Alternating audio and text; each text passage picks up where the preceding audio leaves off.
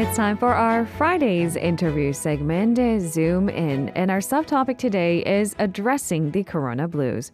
The thing is, no one was prepared for a pandemic of this scale or duration with uncertainties. A new term was coined to describe the emotional pitfalls, the corona blues.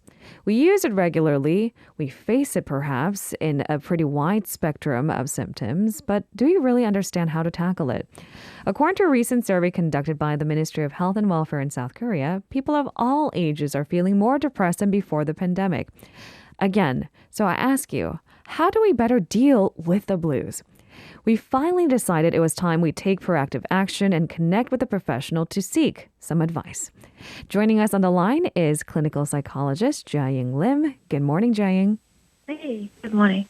Good morning. Thank you so much for joining us despite your busy schedule. Oh, thanks for having me. I understand that you had an incredibly busy Thursday. How are you doing this Friday morning? Actually, pretty good. It's a lovely, cool morning, not too warm, so it's pretty good to be up. All right. I do have to dive in and ask about your work. Have you witnessed any significant changes in the topics your patients want to discuss? Namely, have you seen maybe perhaps even more counseling to deal with the corona blues?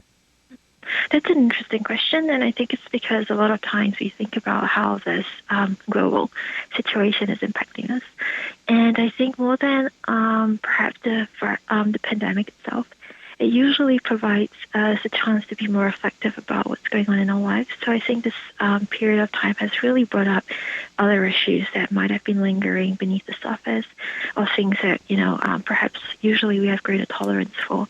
And because of what's happening right now, our tolerance or our perhaps ability to regulate and cope is not as good as pre-pandemic. So I think more so because of those issues, it's more difficult for us to perhaps have a structure, have a routine, have positive self-care skills and, outlets to cope with some frustrations and stresses.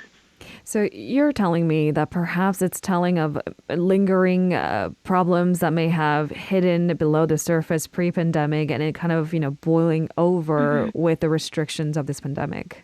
Right. Certainly, like with less opportunities to go out and maybe do your hobbies, activities, socialize, all those usually would be great effective coping strategies to kind of, release certain stresses or connect with people. And I think you raise a really important point. I think humans thrive on feeling connected to others. And when that was sort of robbed during this pandemic, well, due to social distancing measures, maybe it aggravates the situation for some who had these lingering problems, maybe better hidden, maybe just, on a deeper, darker corner of their lives. Right. All right. And how about you, Jia Ling? Because I've read so many reports and how unfair this was for doctors and nurses and frontline workers. Are mental health experts experiencing their own corona blues? Certainly in some form, since, we are human and we experience the usual range of human emotions. I think that one benefit that we probably have is the ability to maybe be more self-aware and reflect. So having some time off to kind of restore yourself and practice some solitude to kind of exercise aspects of spirituality or creativity is very important. And I think that's also what mental health experts try to encourage their clients to do. So part of that is kind of also being more aware of how this situation is impacting us and certainly being able to balance the stresses of our own personal lives against, helping other people also cope with the stress of the situation. I think you raise another really important point because doctors, I'm generalizing a whole lot here, but in some ways they're known for being so busy helping others, but they don't have the time and the energy to take care of their own health. And that's kind of the irony of the job. And I did wonder if mental health experts actually dealt with similar, difficulties, because you raised an important point about being self-aware and reflection, but that also requires a lot of time and energy and dedication. Certainly. So again, as difficult as it is, clients tell me I don't have time or the headspace to do this. I mean, I imagine a lot of mental health professionals are kind of in the same position. So it's difficult to carve out the time and sometimes even the motivation and energy to do so. I think having a good peer group is important as well. So having people who understand your situation. This could be a professional peer group. So for my case, it would be perhaps people who are dealing with mental health or in the helping profession. And I think regardless of what industry you're in, so probably in your scope, perhaps people, who have a similar job scope as you, or people who understand your particular stresses. I think it's very comforting to kind of be able to have those people who kind of get you and get your issues and get, why you might be feeling a little bit down or frustrated about certain things. So someone who shares similar problems, similar circumstances, a peer group. I do have a good peer group right here on Good Morning Seoul. Oh, that's nice to hear. And I find myself to be one of the lucky ones because broadcasters did have to come into work during the pandemic too. But I actually appreciated that because I think that's how I coped with it. Right, the structure of the routine. Yeah. Here's a trickier question. Is there a way to differentiate between the corona blues and a much wide spectrum of clinical depression? Sure, that's a great question. And I think also what I hear from clients is there seems to be more awareness of that these days. So I have people perhaps making inquiries and saying, I feel a little bit sad. I think perhaps this could be the start of something. So I think nipping the issue in the bud is very important, is crucial. And at the same time, I do have clients who are also cautious because they have friends or relatives with a clinical depression diagnosis, and they're like, I don't want to kind of downplay or minimize their issues by also saying that I'm depressed. So again, it goes back to understanding your subjective state. So how much might your mood be affecting you? How intense might it be? How frequent does it perhaps intrude into your life? What is the degree of functional impairment? Maybe it has resulted in perhaps certain social difficulties, the breaking of relationships, or maybe poor concentration at work. All these things would be something that a professional will look at just to determine the degree of how severe the emotional state, the mood state might be.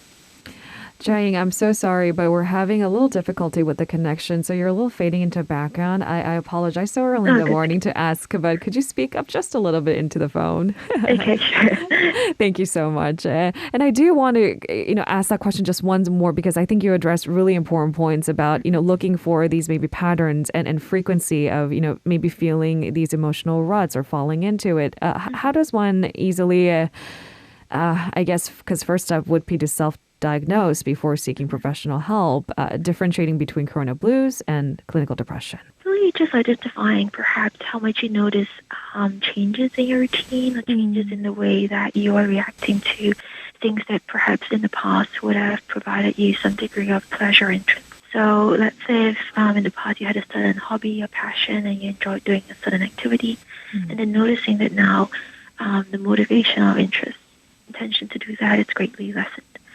And also if there are spillover effects, so noticing that perhaps the absence of a certain activity is intruding into your daily routine or perhaps affecting your work performance, affecting your communication with significant people around you. So we're looking at how much that mood state would functionally impact your current functioning as well. All right. Social distancing has been one of the biggest hurdles of the pandemic, right? People were actually discouraged from sharing meals, traveling, God forbid, meeting in person. So a lot of these, shared activities became Zoom activities or do it at home alone activities. And that's entirely different, right? I mean, my dance class alone in my own room is not the same as interacting with, other dancers and sharing a stage. In the opinion of experts. So I think defining fundamentals is so important. What is the biggest reason we are falling into the corona blues? I mean, that's a very good point about social connection and activity. Like when you do a group activity, there is that synergy, that is the energy that is created together through the companionship of having other people there. So having that connectivity, having that sense of belonging, and also just that sense of intimacy because you're doing activities, a shared activity with people, that's very important. So if there's any possibility to recreate some of those ideas, belonging, connectedness, and that shared experience, I think that would be really useful these days.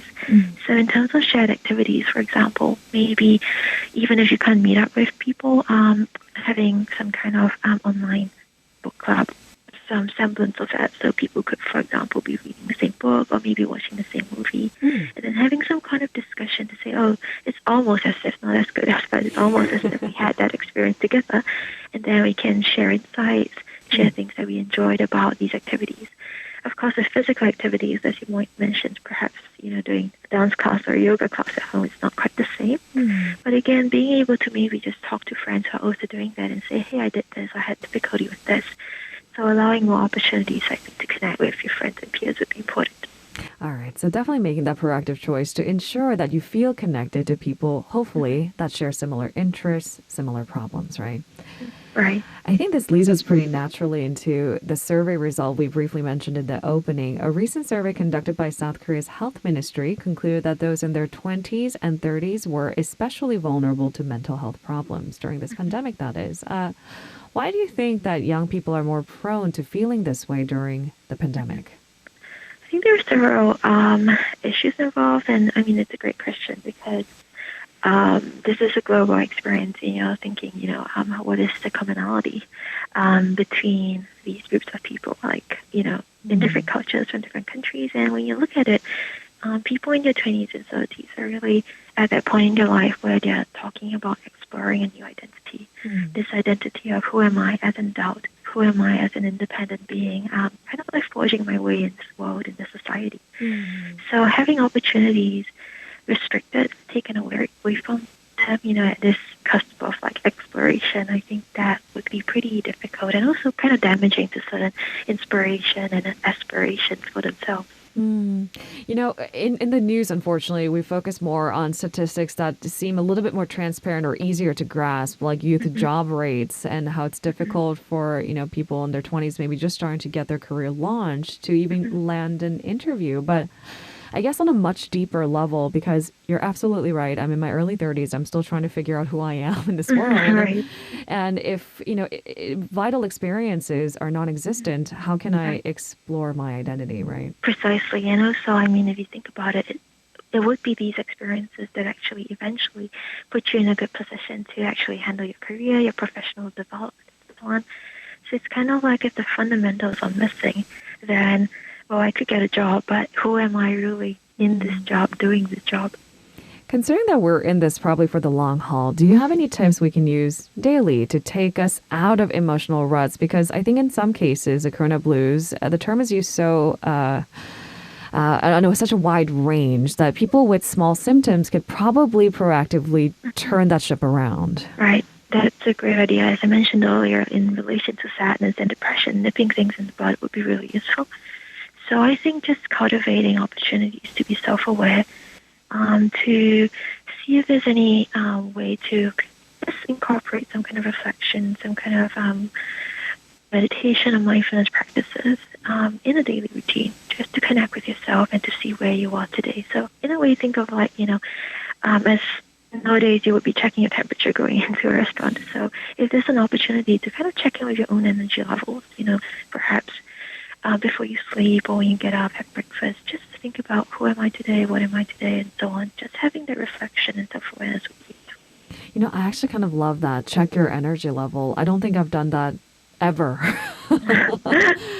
I notice when I feel slightly more depleted, and I do have reflection journals. Am I oversharing? Maybe, but I want people. I want these stories to be a little bit more relatable. Right. Anyhow, and it works for me. I mean, what works for me doesn't work for everybody, but it has worked for me. But I don't think I've asked myself why do you feel a little bit more exhausted today than perhaps the day before? Yeah. And also knowing that, it's not so much I want to kind of resolve that as in, as of now, but, if I am feeling a certain way, what are the things I can notice that might have contributed to this? What's going on? And also having a greater degree of self-compassion. I think that's part of the process. Oh, that's such a nice thing to be said. Self-compassion. My journal is definitely more about reflection on how do I become a better person? How do I become better at my job? And don't forget to be kinder to yourself. and when I'm feeling exhausted, that kind of doesn't help. Right. All right. Not too long ago, addressing mental health issues amongst your friends, seeking professional help, God forbid, to talk on a radio show, felt a little bit more taboo in South Korea. But times have absolutely change. And however, I think there could still be hesitations compared to, say, visiting a pharmacy or treating physical ailments. I think we usually react with a bigger sense of urgency. For example, when we have a cut, a bruise, a migraine that won't go away. But when it is a depleted sense of energy or a feeling of just continued sadness, I think we hesitate just a little bit more. So what would you say to those who are reluctant to seek professional help? Right. I usually use one of two analogies with people who are kind of considering, mental health or therapy services. So one of my analogies would be like, when you think about stretching or physical exercise, you don't just do it when, things accumulate and you're like, okay, I kind of really need to stretch right now. It's a matter of just having a practice that allows you to do a little bit of every day just to take care of your physical health. So by the same token, your mental health is, you want to kind of water it, nourish it on a daily basis. So it's not so much about, I have a big issue right now. What can I do to fix this? And also that fixing a problem mindset is something that I hope maybe people in Korea can kind of move away from, because it's not necessarily just about fixing something. So as much as you would perhaps stretch or do 5 or 10 minutes of yoga or a short walk every day, just consider, therapy as, that's my 5 to 10 minutes of maintaining my mental health. Oh, I kind of love that you compared it to maybe a physical form of exercise too. It's like internally exercising and perhaps even helping that reflection process that you just mentioned. Right. All right, here's a loaded question. I don't mean to put you on the spot because I don't think anybody in the course of human history has figured out an answer to this. How do you define happiness? It's a great question, too, because I often do to tell clients that that's not kind of what we're trying to achieve through this journey together, because I don't want people to have some kind of imagery of, me being enlightened or in a state of Zen at the end of the process. And I think a big part of this is also recognizing what are the positive emotions that actually do perhaps comprise or contribute towards happiness, that so-called state of happiness. So I think a lot of people forget other emotions that also give us some positivity, like being hopeful, being curious about something, or being amused. I think that's a great one. So just finding little pleasures like that. Say if it's a good day, the air is good, you're going out for a walk, and just feeling alive. So I think a lot of these things would include emotions that people don't so easily recognize as happiness, but do contribute towards that state. I do appreciate that because I hate the notion or this sort of belief that happiness could be a continued state of mind, because that's wildly unrealistic, and I don't like the disappointment that comes with that. But hopefulness, curiosity, amusement, being maybe even once in a while being challenged to do better, things like that could be all, I think, good triggers to, a road to a happier day. Seeking that sense of achievement or fulfillment is kind of what you mentioned too. Thank you so much for today's conversation. I appreciate the talk so early in the morning. I do want to let our listeners know Jia Ying writes regularly on her website, Psychologist.com, on important questions of mental health, so do check it out. Thank you, Jia Ying. Thank you for having me. It was a pleasure. It was a pleasure. Hope to speak to you again soon. Right. Have a good day. You too. If you're listening to our program using the podcast service, just a reminder that we do go live Monday through Friday, 7 a.m. Korea Standard Time. So tune in and help us make the show more informative by giving us your input. See you bright and early on Good Morning Seoul.